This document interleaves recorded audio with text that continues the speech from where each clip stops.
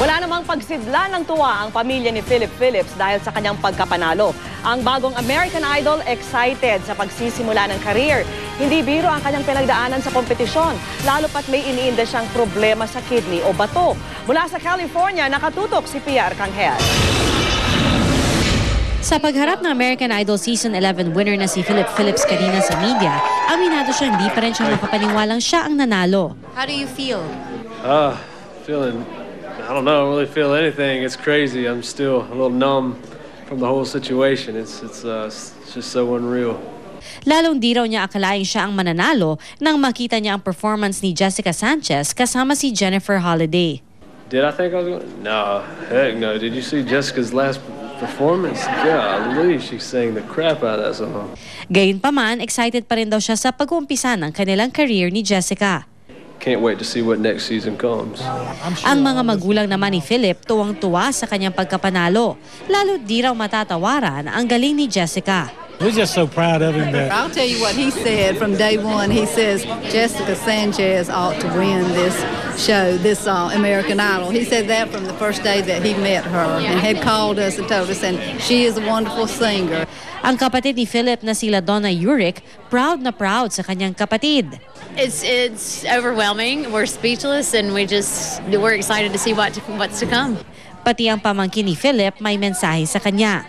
He's good. He's good and just Congratulations. say congratulations. Congratulations.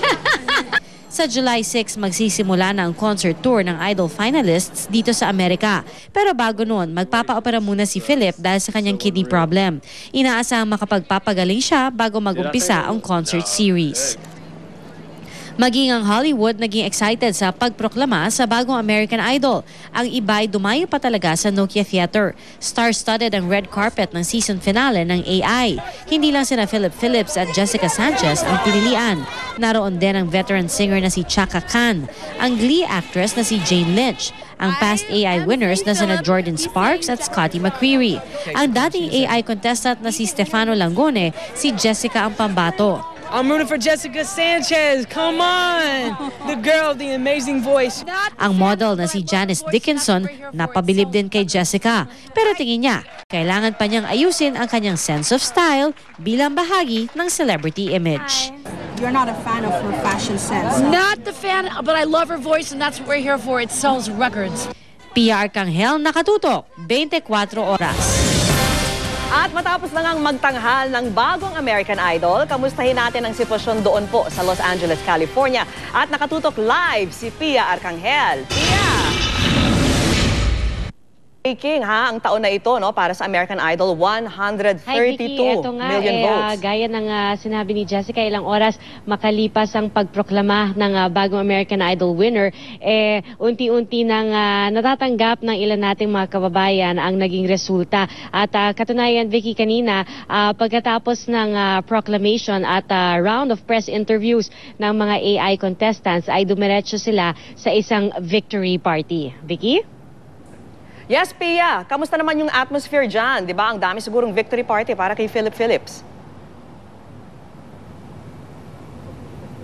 Nako, actually, meron isang victory para sa lahat ng American Idol contestants, no? At inaasahan na pati yung kanilang mga kamag-anak, mga kaibigan ay sasama doon sa victory party. At mabanggit ko lang yung atmosphere pagkatapos ng proclamation.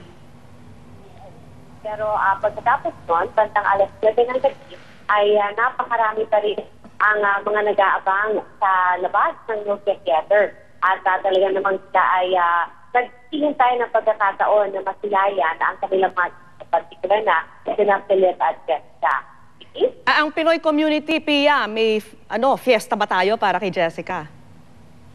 Nako, Vicky, maraming ikinasano na mga party sana para kay Jessica. Ikinasano na mga party sana para kay Jessica. Although yung iba nating kakilala, itinuloy nila. Pero syempre, yung small private gatherings na lamang, hindi naman yung talagang victory party kung maituturing. Pero alam mo, Vicky, panay ang paalala ng mga miyembro ng foreign press na Filipino rin, kay Jessica, na ang laki-laki talaga ng support ang ibinibigay sa kanya ng PhilAm community. Kaya kanina nga sabi nga ni Jessica nang tanungin natin kung may balak ba siyang pumunta ng Pilipinas. Sabi niya, for the past few months she's been living in the American Idol bubble, but now that it's been popped, that particular bubble, sabi niya, she doesn't know yet what to do, but definitely daw ay kinukonsidera niya ang pagbisita sa Pilipinas.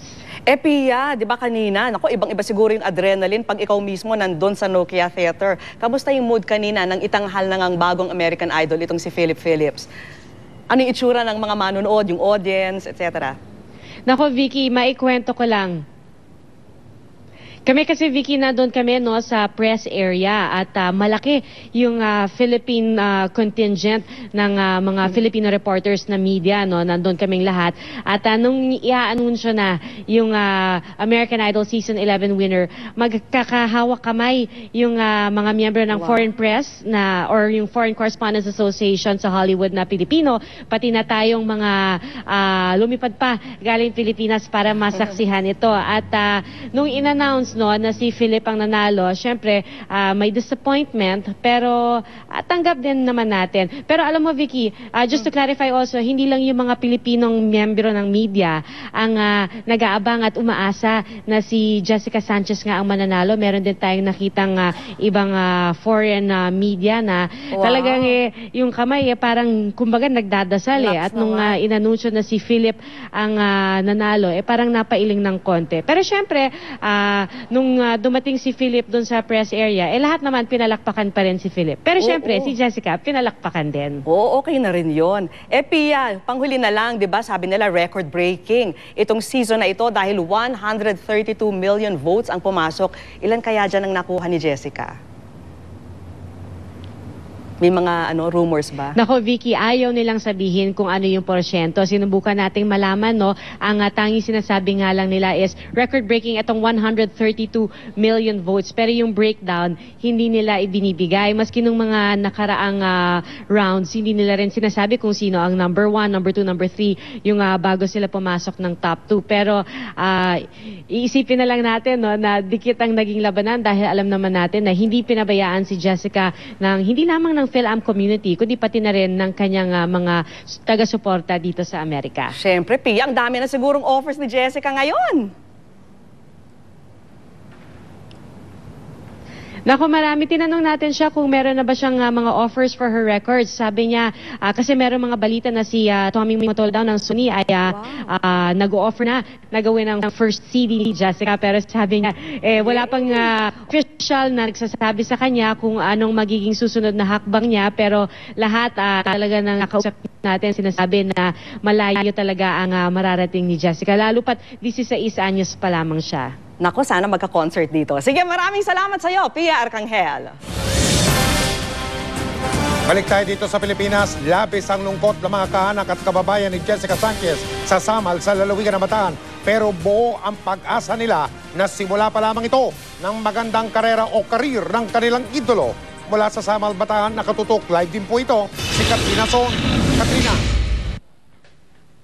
Mike, sabay-sabay nga na nanood dito sa plaza ang mga taga-Samal Bataan para sa free public viewing ng American Idol Season 11. Ngunit nang banggitin nga na si Philip Phillips ang nagwagi, nanlumo ang mga taga dito. Panalangin. Ito raw ang inihandog ng mga taga-Samal para kay Jessica. Ito raw ang hangad nilang maging gabay niya para makamit ang minimithing tagumpay. Maagang nagtipon-tipon at kumapal ang bilang ng mga kababayan at kaanak ni Jessica dito sa plaza. Lahat umaasang si Jessica ang itatanghal na susunod na American Idol ngayong taon. Nang magsimula ang American Idol, sabay-sabay nilang iwinagayway ang watawat ng ating bansa. Kahit kinakabahan, pinili ng ilan na makisabay sa tugtugan. Lahat napapahiyaw pag kumakanta na si Jessica. May mga dumating din na mga nag-i-impersonate kay Jessica. Isa ako sa kababayan ni Jessica Sanchez by way of supporting Jessica. Kaya siya ini-impersonate ko, wala nang iba. Proud na proud kami kay Jessica Sanchez. I'm proud to be Pinoy! Nang dumating na ang oras para i-anunsyo kung sino ang mananalo, naghari ang katahimikan. Ang ilan, naghawak kamay pa. Umaasang pangalan ni Jessica ang sasambitin. Ngunit nang banggitin ang pangalan ni Philip Phillips, natigilan ng ilan. Ang iba naman, di makapaniwala sa narinig. Medyo kahit na malungkot kami ng konti, dahil sa hindi siya nanalo, pero ganun pa man, panalo pa rin siya sa aming mga puso. Medyo kinakabahan ako. I was expecting Jessica Sanchez na isisigaw, no? Tatanong sana, pwede ako makatalon. So I think, she did her best, and we did our best to support her. Ngunit gayon pa man, nagpaulan pa rin ng confetti sa plaza. Ang araw na ito raw ay para pa rin sa pagsasaya. Pagsasaya na may kababayan tayong nakaabot sa finals ng American Idol. Ang ilang kaanak naman ni Jessica, masaya pa rin daw kahit di itinanghal na American Idol Season 11 winner si Jessica. Simula pa lang daw kasi ito ng magandang career ni Jessica. Proud na ako sa iyo. Ikaw yung panalo para sa amin. Yan na lang. Salamat na lang. Pero para sa mga taga-Samal, Para sa amin, ikaw pa rin ang panalo. Jessica, go, go, go! Ikaw pa rin ang winner! Woo! At Mike, kahit tapos ng araw ang American Idol Season 11, malaki ang pasasalamat pa rin ng mga taga-Samal dahil daw kasi kay Jessica nagkaisa ang mga taga dito. Mike? Katrina, alatang kitang-kita naman namin, ibang-iba yung nasa likod mo ngayong gabi kaysa kagabi. Kagabi nung nagbabalita ka ng live mula dyan sa Samal, may mga taong nakangitit, mga ewan ko kung anong ginagawa nila sa likuran mo. Ngayon parang nag-iisa ka na lang dyan. Tama yan, Mike. Kanina nga kasi pagkatapos nila mapanood ang American Idol Season 11 Finals, nagsiuwian agad ang mga tao. Medyo nalungkot nga sila. Kaya naman, siguro kanina mga 30 minutes pa lang wala na, malinis na agad ang lugar dito. At sa ngayon nga, kung makikita nyo, mag-isa na lang ako dito. Pero may mangilan nila na dumadaan dito na bumibili ng mga pagkain. Maraming salamat, Katrina Son.